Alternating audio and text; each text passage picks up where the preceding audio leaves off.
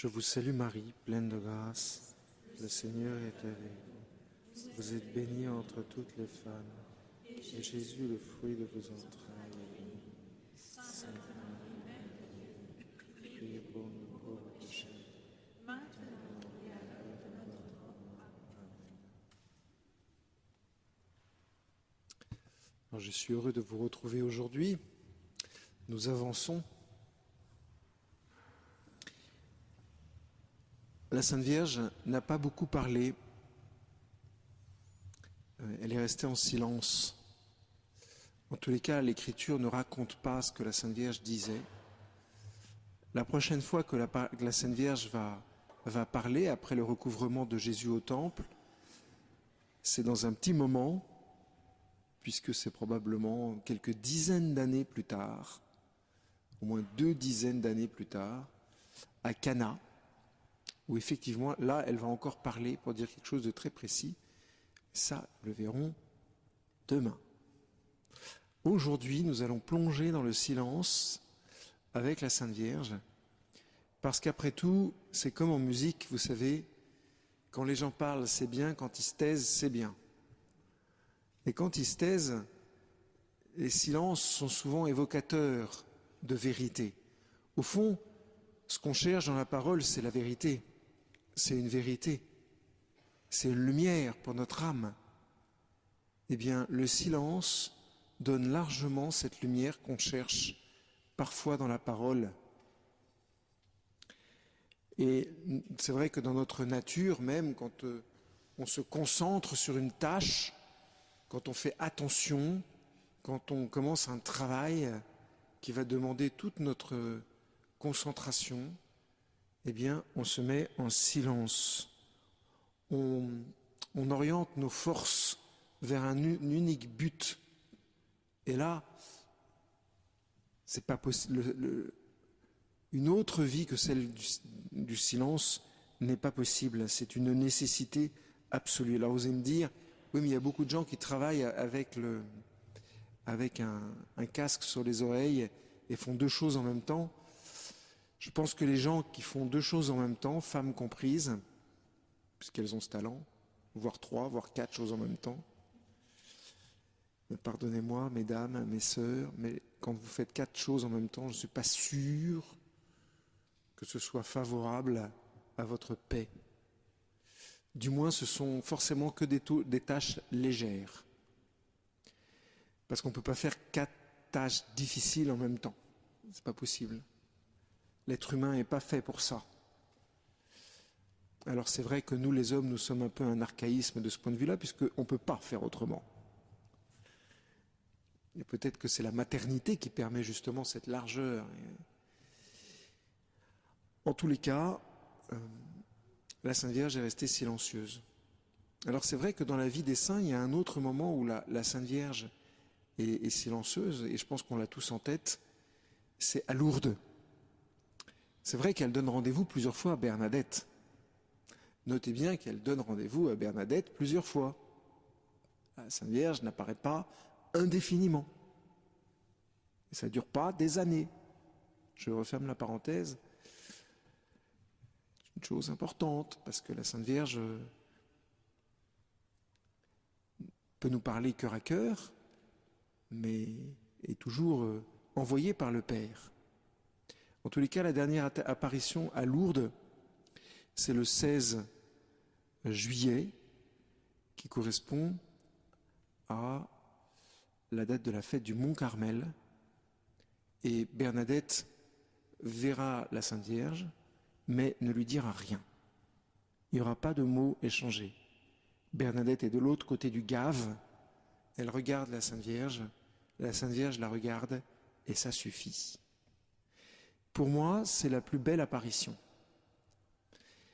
Parce qu'au fond, dans un grand, grand amour, il n'y a pas besoin de paroles. C'est vrai que c'est bien de parler, c'est bien de s'exprimer, c'est bien de dire les choses. Et puis souvent, la parole empêche l'angoisse. Mais quand il y a un lien profond et vivant entre 2 personnes, la parole n'est plus très, très importante. Alors, on peut imaginer Bernadette, de l'autre côté du Gave, en train de regarder la Sainte Vierge et la Sainte Vierge en train de regarder Bernadette.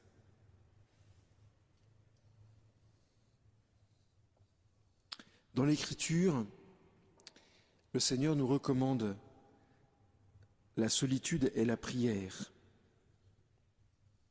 Le Père Marie-Eugène de l'Enfant Jésus précise: la sagesse divine dans la contemplation n'éclaire pas seulement l'intelligence, elle agit sur l'âme tout entière. Aussi, elle exige de cette dernière une orientation de l'être, un recueillement et un apaisement de ce qu'il y a de plus profond en elle, pour recevoir l'action de ces rayons transformants.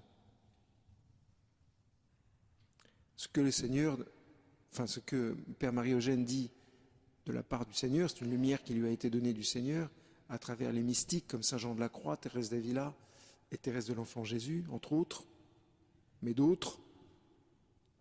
C'est que celui qui reste seul et en silence, ça ne veut pas dire isolé, ça veut dire face à son Dieu ou avec son Dieu.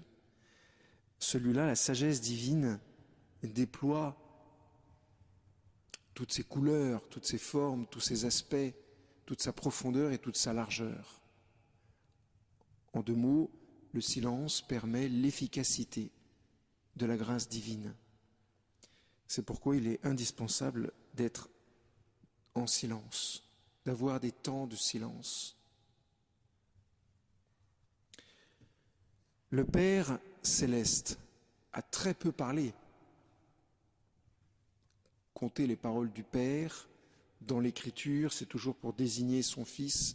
Celui-ci est mon Fils bien-aimé, en lui j'ai mis tout mon amour. Mais la seule parole du Père, au fond, vraiment, c'est son Fils.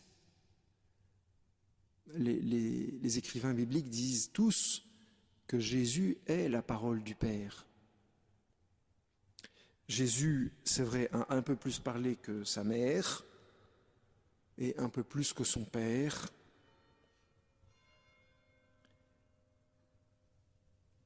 Mais Saint Jean de la Croix précise, le Père céleste a dit une seule parole, c'est son Fils. Il l'a dit éternellement et dans un éternel silence. C'est dans le silence de l'âme qu'elle se fait entendre. C'est dans le silence de l'âme que la parole de Dieu se fait entendre. Nous sommes nombreux à nous plaindre de ne pas entendre Jésus. Eh bien, je pense que la raison numéro 1, c'est que nous faisons trop de bruit. Nous parlons beaucoup trop. Nous avons du mal à ralentir, à faire taire nos puissances. Nous voulons toujours être efficaces et combler ce vide un peu angoissant. On fera tout à l'heure encore un temps de silence un peu prolongé. Et c'est vrai que ce n'est pas un moment qui est facile à vivre quand on n'a pas l'habitude de le vivre. Alors on parle. Ça désangoisse. Oui, mais pendant ce temps-là, on n'entend pas le Seigneur. Le Père Marie-Eugène poursuit en citant Saint Jean de la Croix. Dieu réalise ses opérations divines dans le silence. Le silence est une loi des opérations divines les plus hautes. La génération éternelle du Verbe et la production dans le temps de la grâce qui est une participation du Verbe. Cette loi divine nous surprend. Elle va tellement à l'encontre des expériences des lois naturelles du monde. Ici-bas, toute transformation profonde, tout changement extérieur produit une certaine agitation et se fait dans le bruit. Le fleuve ne saurait atteindre l'océan, qui est son but, que par le mouvement de ses flots, qui s'y portent en mugissant. Or, attention, voilà l'essentiel, la pointe, dans la Trinité sainte, la génération du Verbe, la splendeur du Père, qui s'épand parfaitement en cette âme lumineuse et limpide qu'est le Fils, la procession du Saint-Esprit, cette spiration commune du Père et du Fils, des torrents infinis d'amour qui constituent la troisième personne, se réalisent au sein de la Trinité dans le silence et la paix. Ce que saint Jean de la Croix dit, c'est que la Trinité ne fait pas de bruit. La Trinité ne fait pas de bruit. Vous avez déjà entendu la Trinité? Non, on n'entend pas. On entend peu le Père, on entend le Fils. L'Esprit Saint nous fait comprendre des choses. Certains maîtres spirituels disent que la parole de l'Esprit Saint, c'est très très beau. La parole de l'Esprit Saint, c'est la Sainte Vierge. Étonnant. Étonnant. Aucun mouvement, aucun changement, poursuit saint Jean de la Croix, aucun souffle léger ne signale au monde et aux sens les plus affinés des créatures ce rythme de vie trinitaire, attention, dont la puissance a des effets infinis. C'est-à-dire que d'un côté, ça s'appelle une antinomie, d'un côté, il y a un grand silence de la Trinité, on ne sent pas les mouvements de la Trinité, et de l'autre côté, en même temps, il y a une puissance infinie de la Trinité qui ne cesse d'agir, qui ne cesse de transformer, qui ne cesse d'améliorer, qui ne cesse de toucher, qui ne cesse de guérir nos intelligences, nos volontés, nos mémoires et nos sens. La Trinité fait bouger l'histoire sans cesse, mais on ne l'entend pas. Vous savez pourquoi? Parce que le bien ne fait pas de bruit. Le bien ne fait pas de bruit. Le bien est silencieux. Voyez autour de vous les gens qui font le plus de bien. Ils disent pas grand-chose. Bon, pas grand-chose dont on puisse tirer des livres, pas grand-chose dont on puisse... Alors oui, vous allez me dire, le pape Saint Jean XXIII aimait rigoler, aimait... Sa façon d'être silencieux, Saint Jean XXIII est très très intéressante. Vous connaissez Saint Jean XXIII, pape du Concile.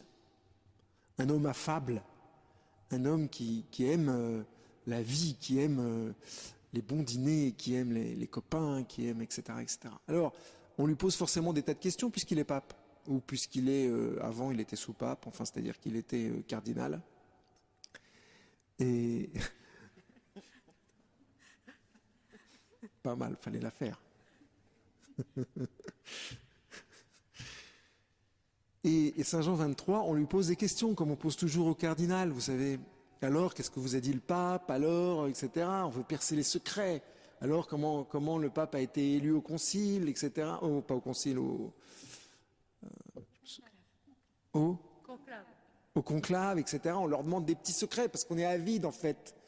Des petits secrets de famille. C'est normal, c'est la famille. C'est papa, là, on lui demande, mais papa, comment ça se fait? Qu'est-ce que vous avez raconté entre vous, etc. Et alors, Saint Jean XXIII avait une tactique absolument géniale. C'est qu'il racontait toujours des histoires. Alors il se mettait à parler, noyer le poisson, et à la fin, on n'avait pas la réponse, jamais la réponse. En fait, il était absolument silencieux, mais tout le monde se sentait bien. C'est-à-dire qu'on sortait de là heureux, paisible, mais on n'avait pas aucune réponse aux questions. Alors on a un autre spécialiste, mais dans un autre domaine, notre cher archevêque André XXIII, que j'aime tellement, croyez-moi, parce que ça fait un moment qu'on se fréquente, depuis que j'ai fondé une secte à l'âge de 15 ans, je vous raconterai. J'ai fondé une secte à l'âge de 15 ans. Et c'est Monseigneur 23 qui m'a dit, oh Antoine, c'est pas de Dieu. Bon, je vous raconterai ça une autre fois, parce que, alors sauf s'il nous reste un petit peu de temps un jour, mais du coup on s'aime et je l'aime comme un père, vraiment. Mais je vous assure que quand vous allez le voir à l'archevêché une fois par an, ou simplement pour lui dire quelque chose que vous avez sur le cœur, une tristesse, une joie, n'importe quoi, ou ce que vous voulez, s'il dit plus de 3 mots, c'est vraiment le bout du monde. Bonjour mon père, comment ça va?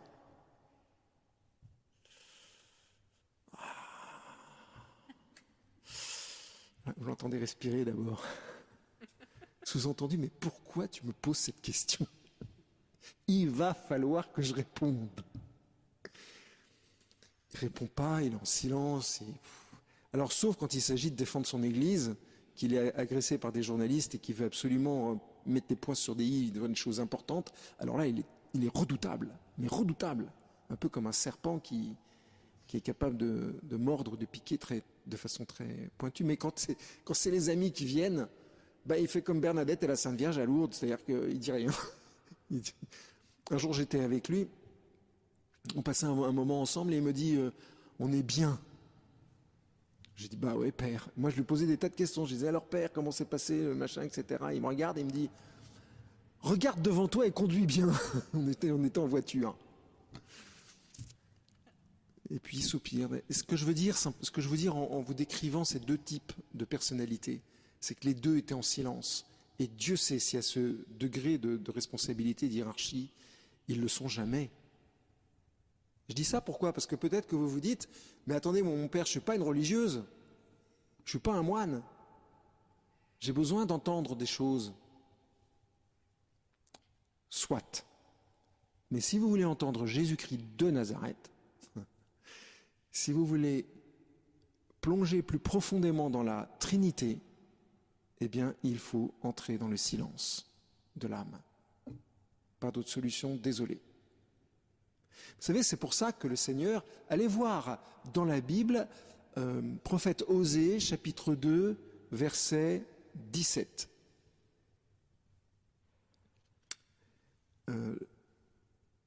Le Seigneur nous parle et nous traite comme une fiancée et nous dit qu'il va nous conduire au désert. Et il nous dit qu'il va nous conduire au désert pour nous rendre nos vignobles, pour transformer en val d'accord, un truc désertique et où il ne pousse rien, en verger fécondant, en verger luxuriant. Et bien ça se passe au désert. Au désert, on fait l'expérience de cette solitude et de ce silence. Et vous voyez, je crois que la Sainte Vierge à Nazareth, avec Jésus et avec Saint Joseph, était dans un certain silence. Alors vous allez me dire, ça ne devait pas être la joie là-dedans. Parce que si la maman est en silence, si Joseph est en silence, et si Jésus dit rien, moi je suis sûr que par charité, ils parlaient. Par charité, puisqu'ils étaient saints. Charitablement, ils parlaient. Ils accueillaient bien volontiers ceux qui venaient, et puis ils faisaient la conversation, en demandant comment est-ce que allait le cousin, la cousine, et comment allait le travail, et comment allait la maman, le papa, enfin toutes des questions banales, mais finalement très très profondes. Parce que qu'est-ce qui nous préoccupe d'autre? Notre travail, notre famille, nos amis, Dieu, sa vie, son œuvre. Après, ce qu'on fait, c'est qu'on décrit l'œuvre de Dieu à travers tout ce qu'on voit dans la création, c'est ce que je vous disais il y a quelques jours. Donc, le Seigneur Jésus se fait entendre dans le silence. Jean de la Croix dit « C'est dans le silence que le Verbe divin, qu'est la grâce en nous, se fait entendre et qu'il est reçu. » J'ajouterais peut-être, mais en fait je pense que je l'ai piqué à Saint Jean de la Croix, mais je ne me rends pas compte, c'est que le silence attire Dieu. Le silence attire Dieu. Les âmes silencieuses attirent l'action de Dieu. Je pense que c'est Saint Jean de la Croix, mais je ne sais plus où. Alors, évidemment, le Seigneur nous visite à partir du moment où on se donne, c'est ce que je vous disais l'autre jour. Le Seigneur nous visite et nous traite en enfants chéris d'ailleurs. Mais à chaque visite du Seigneur, et je pense que nous sommes nombreux à l'avoir vécu, eh bien le Seigneur nous met dans ce qu'on appelle un recueillement passif. Qu'est-ce que c'est qu'un recueillement passif? Eh bien c'est un recueillement où ma volonté n'est plus en mouvement par moi-même. Simplement, je plonge en Dieu et je reste fixé en Dieu. Et rien n'est plus important que cette union profonde de mon âme de mon être avec mon Seigneur. Et ce recueillement passif est une grâce. On peut la demander. Que le Seigneur donne particulièrement avant de passer. Quand nous vivons ce recueillement passif, on est un peu hors du temps. Et toute forme de bruit, toute forme de mouvement nous agresse terriblement. C'est pour ça qu'il faut se protéger. Alors le Seigneur passe et le Seigneur nous visite et nous dit ce qu'il a à nous dire, ou nous fait comprendre ce qu'il a à nous faire comprendre, mais toujours dans ce recueillement passif. Et ce recueillement passif demande évidemment le silence. Alors saint Jean de la Croix rajoute encore une petite nuance, mais une nuance dont nous avons déjà parlé, parce qu'il me semble que c'est la réalité de la vie spirituelle, et que ne pas en parler, c'est vous mentir. Eh bien, c'est que cette lumière que le Seigneur ne cesse de faire grandir dans nos cœurs par le don du baptême, eh bien, cette lumière, ces passages de Dieu se font dans une certaine obscurité. Non seulement un certain silence, mais une certaine obscurité. On n'a pas besoin de voir d'image. On n'a pas besoin de voir d'image. Alors, voici quelques vers de saint Jean de la Croix qui parlent de tout ce dont je viens de vous parler un peu. L'aimer,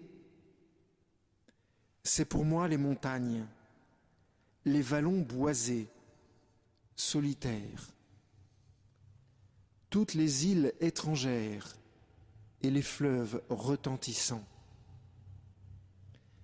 C'est le doux murmure des brises caressantes. Il est pour moi la nuit tranquille, semblable au lever de l'aurore, la mélodie silencieuse et la solitude sonore, le souper qui recrée en enflammant d'amour. Parce que le but de tout cela, chers frères et sœurs, c'est ni plus ni moins que d'être enflammé d'amour. Je ne vous parle pas du silence pour le silence, de la solitude pour la solitude, ça n'aurait aucun intérêt, si ce n'est pour être enflammé d'amour. C'est vers cela que je veux vous conduire. Voilà, maintenant vous savez mon but. Être enflammé d'amour. Et seul Dieu peut opérer ce mouvement dans nos âmes. Et le prix, le moyen, le chemin, c'est le silence. Pour le spirituel qui a goûté Dieu, dit le Père Marie-Eugène, silence et Dieu semblent s'identifier, car Dieu parle dans le silence, et seul le silence paraît pouvoir exprimer Dieu. Lorsqu'il y est parvenu avec un soin jaloux, poursuit le Père Marie-Eugène, il préserve ce silence qui donne Dieu. Il le défend contre toute agitation et même de ses propres puissances. Avec saint Jean de la Croix, il s'écrie « Ô vous, les nymphes de Judée, quand dans les rosiers en fleurs, l'ambre déverse ses senteurs, ne dépassez pas les faubourgs. De toucher notre seuil, n'ayez pas la pensée. » Ce que veut dire saint Jean de la Croix, c'est n'allez pas vers les zones trop bruyantes, ça ne sert à rien. C'est pas là que Dieu vous attend, ça c'est sûr et certain. Tout ce qui fait trop de bruit. Alors il faut être prudent. Et quand on a rencontré le Seigneur dans ces régions de l'âme, eh bien, il faut se garder des faubourgs trop bruyants. Et le paradoxe, mais c'est toujours comme ça avec le Seigneur, c'est que le Seigneur a voulu étonnamment mettre ces monastères au cœur des villes. Alors évidemment, je pense à vous, mes sœurs, mais je pense avant vous, aux carmélites, qui vivaient déjà cette grâce. Thérèse d'Avila voulait qu'elle soit au cœur des villes et pas dans la campagne. C'est étonnant, ça. Peut-être comme si Thérèse d'Avila avait perçu que ces monastères étaient une miséricorde pour Dieu, afin que Dieu puisse se reposer dans un havre de paix au milieu d'un brouhaha. C'est pour ça, chers frères et sœurs, mais alors, chers frères et sœurs, on va parler entre nous, hein, mes sœurs, n'écoutez pas. Mettez vos mains sur les oreilles. Ce coup-ci, c'est pas pour vous, parce que vous avez compris quand même que je parle un petit peu pour vous, là. Tout petit peu. Chers frères et sœurs, vous qui aimez nos sœurs, on sait ce qu'on leur doit. Et si vous ne savez pas, venez me voir, je vous dirai un peu. Quand vous les voyez passer, souvent, je ne sais pas si vous avez remarqué, elles passent à des vitesses différentes. Chacune, elles ont une vitesse différente. Un jour, je vous ferai un petit sketch sur la vitesse des sœurs, c'est extraordinaire. On est d'accord? Sœur Marie-Louise, elle pam, pam, pam, pam, pam, pam, pam, toute la jeunesse. La sœur supérieure, là, c'est pareil. Tac, tac, tac, tac, tac, tac, tac, ça s'arrête pas. Et puis si vous bavardez trop longtemps avec elle, tac, tac, tac, tac, tac, tac, hop, elle va à Dieu. Elle va à Dieu. Elles vont toutes à Dieu. Elles ont suivi un entraînement pour ça. Vous savez, un entraînement commando de 2 ans. Je crois que c'est 2 ans le noviciat. Ce que je veux dire simplement, c'est quand vous les voyez passer et qu'elles n'ont rien à vous dire, taisez-vous. Ben oui, elles sont avec leur Seigneur. Alors, il faut respecter ça. Parce que sinon, on perd les perles. On perd les perles.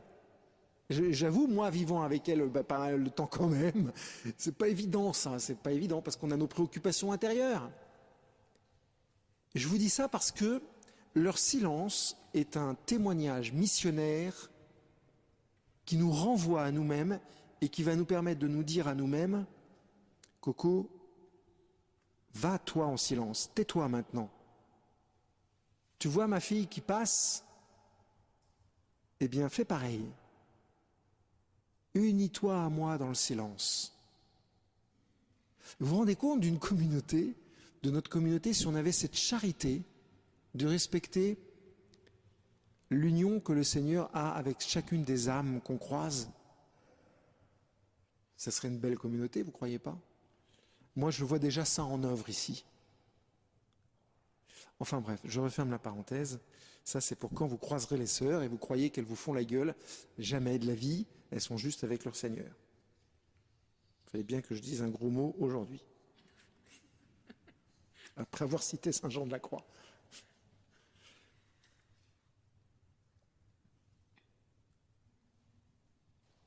Je continue avec Saint Jean de la Croix. Tiens-toi bien caché, doux ami. Présente ta face aux montagnes et ne dis mot, je t'en supplie. C'est le Seigneur qui parle à travers la bouche de Saint Jean de la Croix.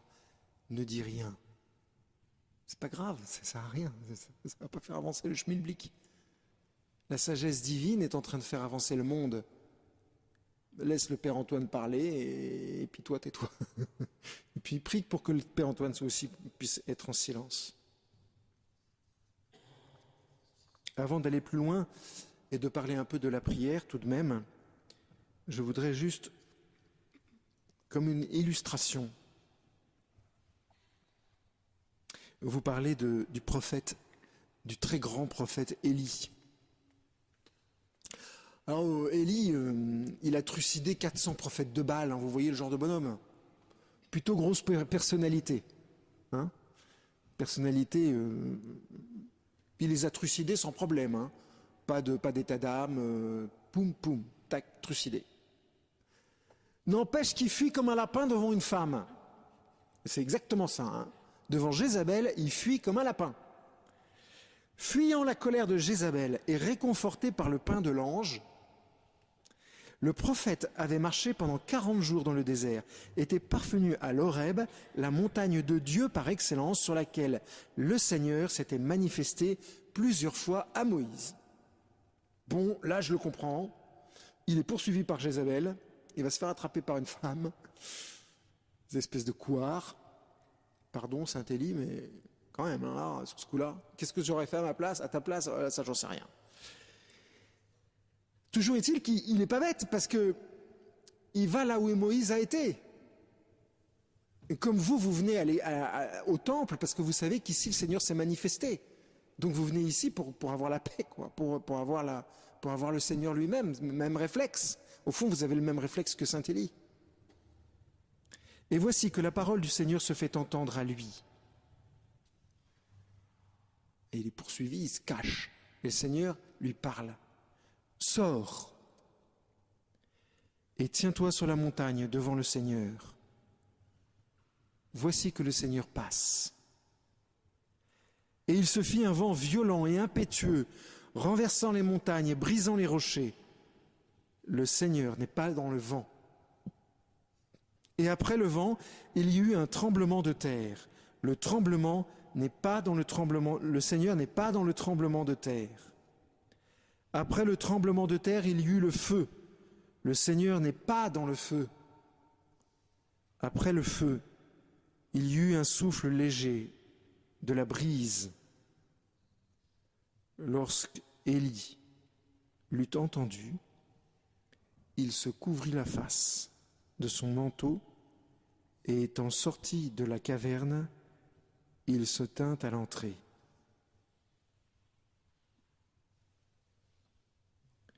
Et Dieu passe. L'attente d'Élie n'est pas déçue. Et de la même façon que l'attente d'Élie n'a pas été déçue, votre attente, chers frères et sœurs, ne sera pas déçue, je vous le promets. Soyez patients. Le Seigneur ne vous a pas attiré ici pour des clopinettes. Le Seigneur veut passer dans votre cœur pour faire dans votre cœur des choses nouvelles. Et il veut passer dans le cœur de chacun d'entre vous. Et la meilleure façon de l'attirer, de le séduire, la meilleure façon de se préparer à cette visite ineffable, c'est d'être en silence. C'est d'accepter le silence. Parce qu'au fond, c'est un appel.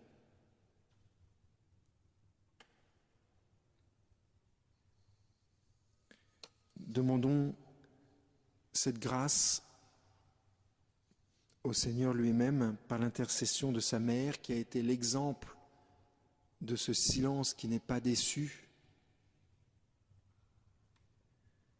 Demandons au Seigneur de faire grandir en nos cœurs l'intimité avec le Père.